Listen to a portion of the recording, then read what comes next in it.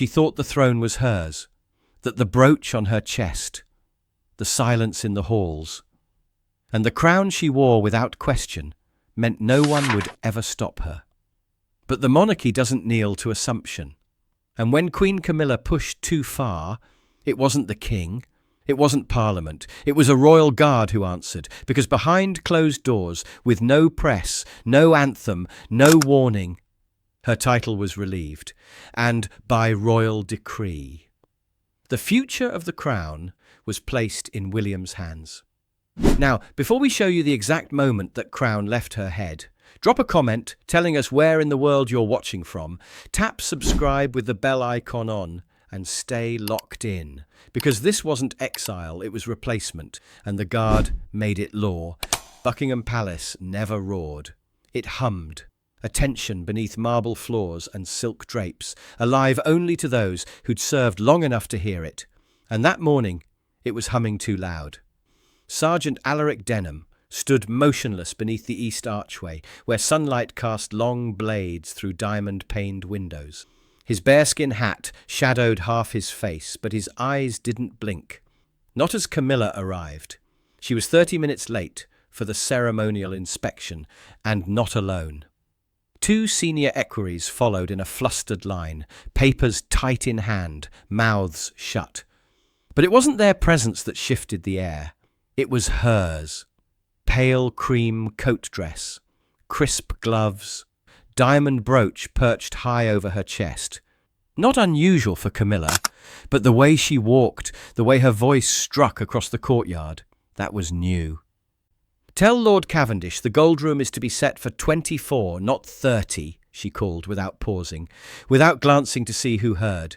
"And I expect the regimental band moved to the South Garden before His Majesty's arrival. Her Sovereign Grace doesn't enjoy brass indoors." The aide she addressed stammered something, maybe confusion, maybe agreement, but Camilla didn't wait for a reply. She swept past, "Her Sovereign Grace." Denham's brow didn't move, but a pulse flickered in his jaw. That title didn't exist. Not formally, not ceremonially. It was something invented, a hybrid between vanity and command. Across the cobbled path, 2 junior aides bowed lower than usual as she passed. One of them held it too long, not out of deference, out of fear. Behind them, a palace marshal adjusted his gloves and turned the other way, pretending to study his clipboard. Denham remained still, rifle upright, gaze neutral. But inwardly, a line had shifted. Not loudly, not with a shout, just a click. The kind of click you hear before a breach. Whispers had already started behind closed doors. That Camilla had restructured ceremonial schedules without the king's signature. That 2 portraits in the Queen's archive room had been moved, hers placed higher. That she'd begun referring to William not as heir, but as her deputy. Denham didn't gossip, but he listened. And that morning, as Camilla's heels clicked across the stone like punctuation marks on a forged history, he knew. The crown wasn't cracking, it was starting to bend. The east corridor of Buckingham was narrow but sacred. It led nowhere public, only toward the king's study, the royal private secretary's wing, and the sealed antechambers that hadn't echoed since the Queen's final year. Sergeant Alaric Denham had stood watch there for 3 hours when the voices rose behind the door. It wasn't shouting. The king rarely raised his voice. But Camilla did, even when she whispered, "It must be done before summer. I want the new portrait complete by Ascot." Charles's reply came slower. "It's not appropriate, not yet. A solo commission would erase..." "Erase what?" she snapped. "An old ghost?" Silence. Then Camilla again, cold, amused. "History doesn't favour the cautious. It remembers the stronger half." Denham didn't react. His hands stayed fixed to the rifle's shaft. But behind his stoic bearing, something knotted, a familiarity he didn't like. He'd heard tones like that before, not in palaces, but in provinces. In eastern garrisons, where minor dignitaries demanded more than protocol allowed, where power was bartered, not bestowed, he didn't report it. That wasn't his place. 3 days later, it happened again. The royal household staff had gathered for the quarterly protocol briefing, a mundane affair, usually chaired by the Lord Chamberlain. But when Denham passed the Lancaster room on rotation, he saw Camilla seated at the head of the table, not beside the Lord Chamberlain, in his chair. She was reviewing the ceremonial calendar for the autumn season, red pen in hand, marking dates and crossing others out entirely. Around her, 15 senior staff members sat in uncomfortable silence, backs rigid, eyes down. "The remembrance service will be restructured," she said, voice clear and unyielding. "I want the wreath-laying order revised. His Majesty first, naturally, then myself, then William." One of the equerries shifted in his seat. "Ma'am?" Traditionally, the heir apparent follows directly after.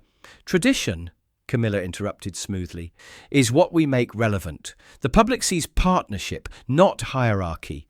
They need to see us as one crown, not a waiting room." The equerry didn't reply. No one did. She signed the amended schedule herself, not as witness, as authority. Denham didn't enter, didn't interrupt, just stood outside the door with his pulse ticking steady and cold beneath his uniform. That briefing wasn't ceremonial drift. It was a reordering of succession visibility, done in plain sight, with no decree, no consultation, no crown. Just Camilla's pen and a room too afraid to stop her. That night in the barracks, Denham sat alone beside his locker while boots scuffed the concrete behind him, and whispers crawled like steam under the door. "You see the ribbon she wore today? That wasn't issued. King hasn't spoken in 2 sittings." William left the hall early. He didn't join in. He just unlaced his boots slowly and set them in the same square beneath his bunk, the same way he had every day for 18 years. But the words lingered.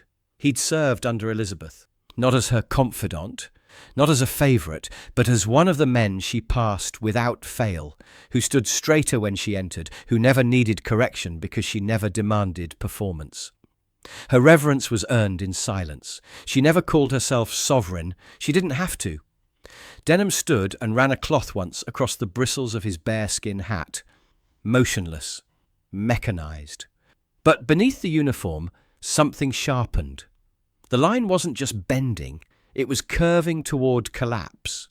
And if it broke, if no one stepped forward first, the institution would bend with it. He straightened his spine. When silence protects the wrong, silence becomes disloyalty. State luncheons didn't usually stir headline. They were scripted pageantry, crystal silence, and measured toasts between practiced smiles. But this one had cameras, just a few, enough to let the Commonwealth see that the palace still breathed. The guests were from Canada and Australia, 2 high commissioners and their senior staff. The table was set in the white salon, 12 chairs under the chandelier that had once hung over Queen Victoria's naval receptions. Sunlight through frosted glass cast soft gold across the linen. The king entered first, and then came Camilla. She was dressed in dove grey, high-necked, deliberate, but it wasn't the dress that caught the room. It was the pin above her heart, the Jubilee star. Not a replica, the real one. Elizabeth's own. It hadn't been seen in public since the funeral procession. Reserved for sovereign wear only, it was understood, never written, that it would remain locked away until William's first official year. Denham stood at the inner arch of the hall, not centre stage, not even near the photographers, but close enough to see the glint when she entered. His body didn't react, his fingers stayed coiled against the rifle barrel. But behind the stillness, the oath in his spine cracked. He watched as guests rose politely. Cameras clicked softly. Charles's eyes hesitated, just for a moment, when he noticed the brooch. But he didn't speak. He only reached for his water. Camilla smiled broadly as she took her place. She didn't sit immediately. Instead, she raised her glass and gestured with soft command. "If I may," she said, tone lilting, diplomatic. No one refused. "To strength," she said, "and to a crown that rests not on history alone, but with those strong enough to wield it." It was subtle, measured, the kind of line that could be excused as metaphor, but no one at the table missed it. Not the Canadian commissioner, who blinked sharply mid-toast. Not Charles, whose expression hardened with discomfort. And not Prince William, seated opposite, who slowly lowered his glass without drinking. His jaw locked, his eyes never blinking. Denham saw it all. Even the press crew caught the moment, a flicker of unease on every face, except hers. She sat down slowly, the Jubilee star gleaming under the lights like conquest. By evening, the clip had begun circulating, quietly at first. A few headlines. Queen Camilla's surprise speech stuns guests. Symbolism or statement? Palace press tried to suppress it. Internally, it was marked as non-distributional, no official commentary permitted, but the footage existed. And for Denham, the moment didn't need public confirmation. It had happened in front of him. The Queen's final emblem had just been worn, not in tribute, but as a trophy. The Royal Library rarely saw foot traffic after midnight. The staff kept it lit by gas lamps, not bulbs, a choice Elizabeth herself had insisted on, and the air inside always smelled faintly of parchment and smoke-dried oak. Tonight, that air was trembling. From his position outside the door, Sergeant Alaric Denham could hear the pacing, slow steps, then stillness, then the rustle of papers being swept aside, then Charles's voice, too low to carry, but heavy enough to bruise. "She's forgotten what she swore to uphold." Denham didn't move. Guards weren't meant to overhear, and if they did, they were trained not to remember. But he remembered this, every word, every silence between them, and what it meant. Inside that room, a monarch was unravelling, but he wasn't the only one. Denham had tried to hold his post with detachment, to view Camilla's ascendancy as ceremonial drift, regrettable perhaps, but manageable. Yet the brooch had changed something, the toast, the entitlement, and now this, the quiet collapse behind a locked library door. He could wait for Charles to act, or he could force the institution's hand. Denham turned without announcement, walked in uniform through the inner corridor to the Royal Protocol Archive, where legacy procedures were bound in velvet-trimmed ledgers guarded by two silent stewards. He requested access under Protocol Directive 4A, a clause nearly forgotten. It allowed senior-ranking royal guards to file sealed petitions on matters of institutional integrity. Last, invoked in 974, when a ceremonial aide was removed for falsifying succession memorabilia. Denham's request was approved in silence. Back in the Coldstream Quarter, he sat at the long mahogany desk, medals still pinned, hat to one side, and wrote by hand. To His Majesty, the King. It is the solemn belief of this soldier that the ceremonial power of the crown has been publicly claimed without lawful conferment. The insignia of Her late Majesty has been worn in a manner inconsistent with her will, and the conduct of her consort Camilla no longer aligns with the constitutional dignity the crown demands. This petition is submitted not in rebellion, but in reverence. To serve is not only to protect, but to remember. Sergeant Alaric Denham, Coldstream Guards, 20-year standing. He sealed the envelope in royal crimson wax. At 0442, Denham walked back into the main hall, stepped past two still sleeping footmen, and placed the envelope directly on the King's writing desk. No signature, no announcement, no need. History didn't always arrive with fanfare. Sometimes it just needed to be delivered before dawn. By sunrise, the palace was whispering. Footsteps fell softer. Ledgers passed without stamps. Even the birds over the east lawn seemed quieter, like the old stone walls had absorbed too much to echo back. King Charles had not left his chamber. Not for breakfast, not for the morning correspondence review, not even when the Danish consular envoy arrived and was left standing in the blue salon with a cup of untouched tea. The envelope sat unopened on his desk until nearly 10. When he finally broke the wax seal, he didn't move for several minutes. The page was short, plain, but it didn't need to be loud. It cut cleaner for its restraint. He read it once, then again, then slowly leaned back in the chair that had belonged to his mother, his eyes landing on the oil portrait across the room. Elizabeth, younger than she'd been in his memory, her gaze painted with more patience than pride. "I'm trying," he whispered, "but she's never satisfied." He didn't say Camilla's name. He didn't need to. The words in the letter rattled, not because they were sharp, but because they were true. The crown has been claimed without lawful conferment. This is not rebellion. It is reverence. Charles set the page down, pressed his palms flat on the wood, and for the first time in months, he called for his son. William arrived 15 minutes later, already in dark suit and cufflinks, tie knotted like he'd been waiting for the summons. "You saw the footage?" Charles asked. "I did." "You read the press briefings?" "I read between them." The silence stretched. Charles didn't know where to begin. Not as a father, not as a king, so William helped. "You're not angry she wore the brooch?" Charles looked up. "You're angry that she believed it made her queen?" The king nodded. Once, slowly. "I waited my whole life to sit here," he said, "to be useful. And now I spend every day fending off a woman I thought would simply accompany me." "She's not accompanying," William said. "She's replacing." That settled it. Charles reached for the custodial registry, a velvet-backed folder sealed with the sovereign's signet, and withdrew a single parchment. "Have the maple room prepared," he said. William blinked. "You're going through with it?" The king didn't hesitate. "Before she convinces the country that I was the one accompanying her." He signed the order of custodial review with the same fountain pen used at his coronation.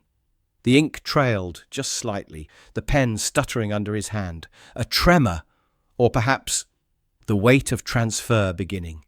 He folded the paper once, tapped it into alignment, and handed it to the steward. "Deliver this," he said, "to the only man in this palace who still walks like the crown means something."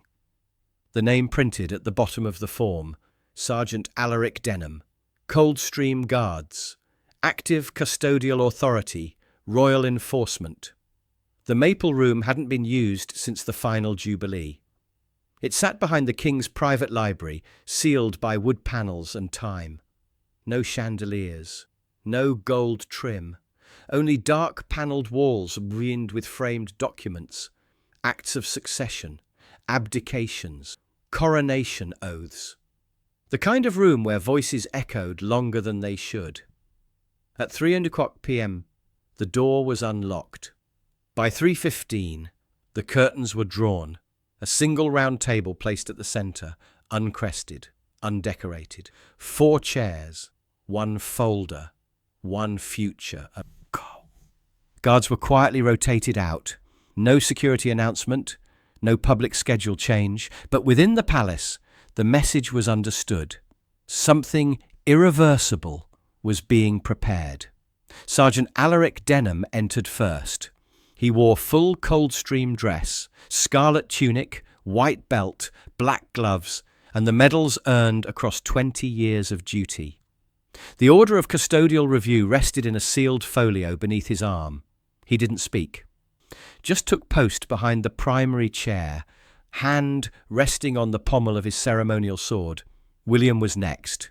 No aids, no regalia, just a fitted grey suit, collar still, eyes unreadable. He nodded once to Denham, not as royalty, but as recognition. Then the king entered.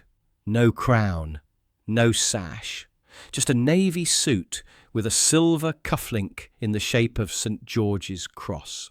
He walked slower than usual, though his back was straight. The weight wasn't physical. It never was. It came from memory. He took his seat without comment. Finally, Camilla. She entered like she expected roses. Ivory coat dress, matching gloves, hair set tight, not a strand out of place. The Jubilee Star was absent, but in its place, a smaller crest from the Queen's regiment had been pinned in full view, just high enough to be mistaken for the original. She paused at the threshold, took one look at the seating, at the sealed folder on the table, at William standing across from her, and smiled faintly. "Am I to be honoured," she said lightly, "or interrogated?" Charles didn't look up from the table. "Neither," he answered. "Corrected." She blinked once, then walked in, not with hesitation, but with something colder, confidence laced with suspicion. She didn't remove her gloves, didn't ask why Anne hadn't been summoned. Denham didn't look at her, not directly. He simply shifted the folder onto the table with silent precision and stepped back. Camilla sat without being asked. The door closed behind her. And for the first time in over a decade, the monarchy prepared to define itself behind a sealed chamber. No applause, no anthem, only decision. The silence in the maple room didn't feel ceremonial. It felt surgical. Camilla sat tall in her chair, one gloved hand resting lightly on the armrest. She didn't fidget. She didn't blink.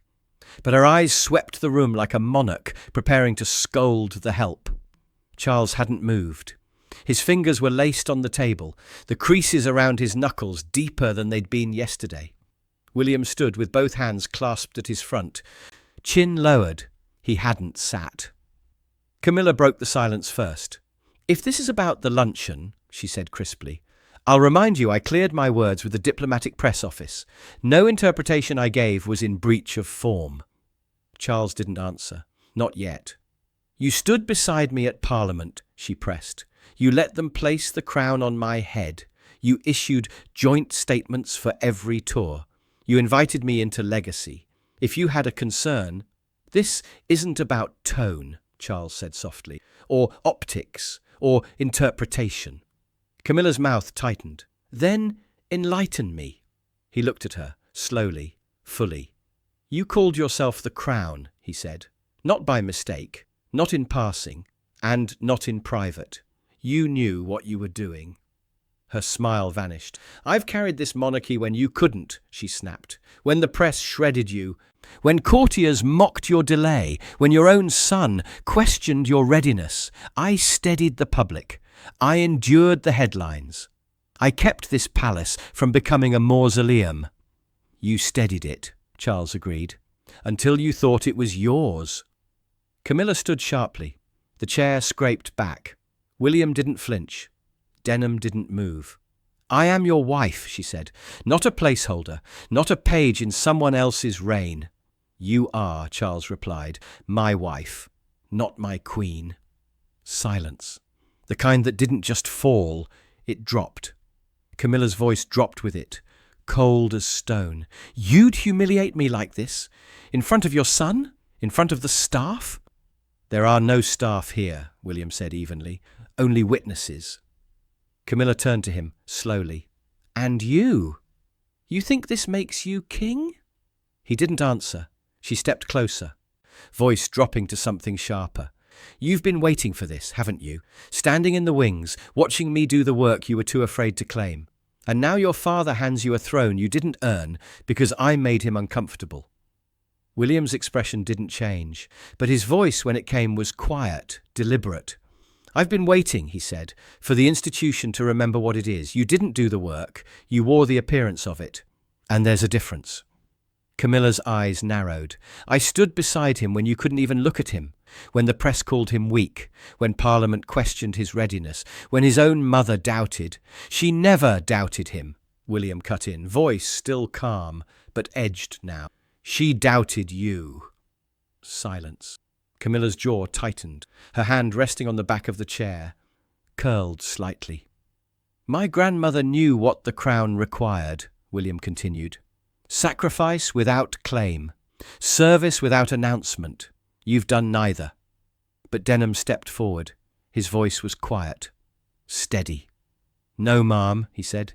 "It makes you not." Camilla's lips parted, incredulous. "Who gave you the right to speak?" Charles didn't blink. "I did." And then he stood. He reached for the folder, unfastened the brass clasp, drew a single sheet of parchment, embossed with the royal cipher and sealed in red wax. "By my order," he read, "as custodian of the crown, and in preservation of the legacy of Her late Majesty Queen Elizabeth II, the ceremonial title of Queen is hereby relieved." Camilla's expression didn't shatter. It calcified. "You'll regret this," she whispered, "undoing me in front of a soldier." Charles exhaled. "He's more than a soldier. He's the last man in this palace who remembers what the word crown used to mean." She turned her glare to Denham, the only one who still hadn't broken posture. "You think you're the conscience of this place?" she hissed. "You think ceremony gives you power?" "No, ma'am," Denham replied, "but silence gives you too much." That was it. No shouting, no guards storming in, only stillness. And in that stillness, something ancient folded in on itself. The mask of control slid from Camilla's face, not in pieces, just once, all at once, the way reality does when it finally arrives. She didn't sit, she didn't plead, she simply froze. And the parchment, still trembling in Charles's hand, confirmed what the Crown had now spoken aloud. The title was gone, not revoked in rage, relieved in full royal authority. Sergeant Alaric Denham didn't need direction. The order had been spoken, the parchment read. The crown, not the man wearing it, but the institution itself, had moved. He stepped forward. Camilla didn't look at him. She stared at a fixed point just left of the table, where the gold trim on the wainscoting caught a stray thread of afternoon light. Her chest rose once, slowly. Her shoulders remained square. Denham stopped beside her. No rustling, no flourish, just one gloved hand reaching for the insignia pinned at her shoulder. The Queen's Order ribbon, issued only to direct successors or reigning sovereigns. She'd worn it to the Jubilee Memorial, claiming it had been gifted in confidence. He unpinned it, without contact to her skin, folded it once, laid it gently on the table. Next came the brooch, the replica of the Jubilee Star. Though not an exact match, Elizabeth's original had been kept in the vault since 2022. This one, traced from the design, was rumoured to have been commissioned without clearance. Denham removed it with the same care he might give a soldier's burial flag. Then he returned to his position behind the king's chair. Camilla's hands, still folded in her lap, remained perfectly still, but the gloves now looked too tight, as if trying to hold in something brittle beneath. From the rear of the chamber, a clerk stepped forward. Young, composed, holding a second document sealed in blue wax. He read aloud, "By royal decree and ceremonial ordinance, the honorific title of Queen and all attendant regalia privileges assigned therein are hereby rescinded. Her Royal Highness shall henceforth be styled as Consort Emerita.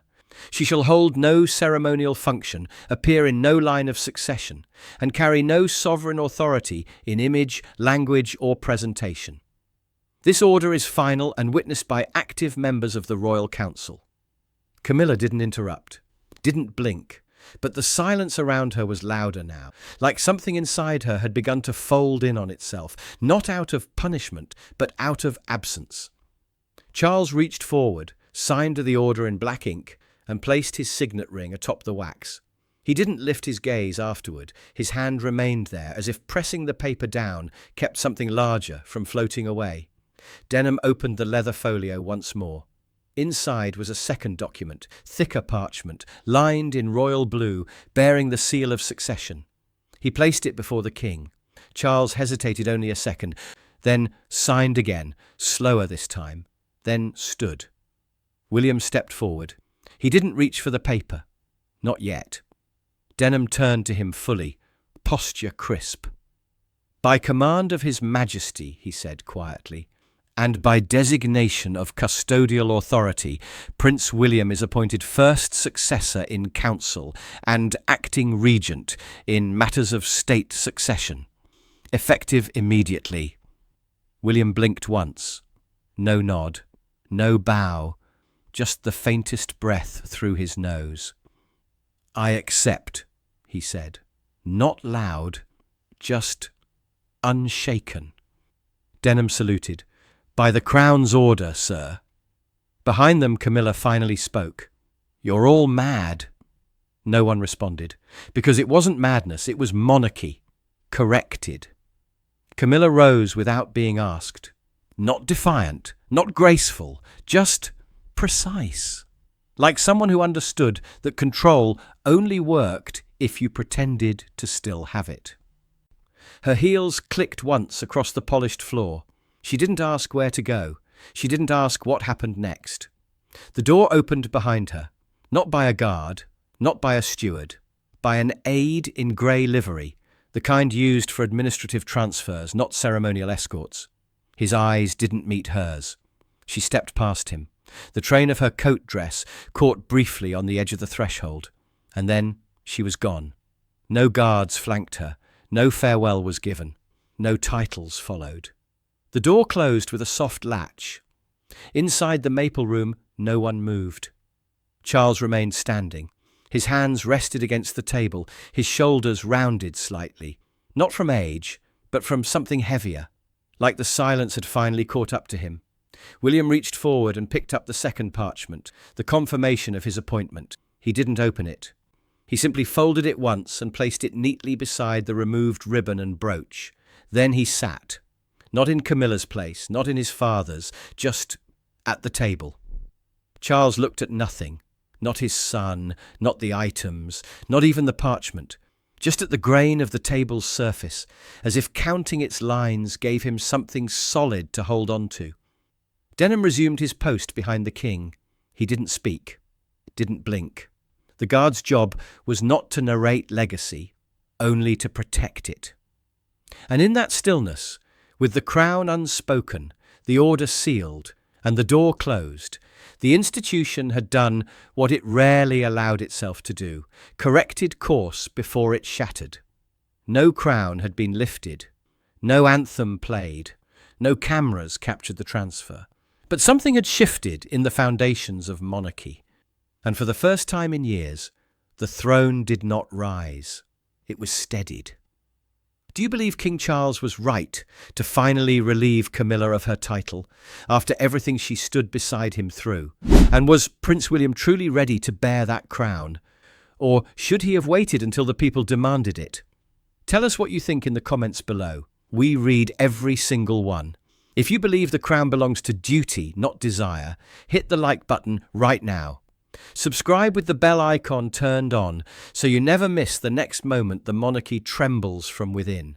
Share this video with someone who still thinks royal guards just stand there and stay silent. Another revelation is already waiting. Watch it next. And we'll see you tomorrow, same time, same place, right here on Guard Watch. Sometimes the most important battles are fought in silence.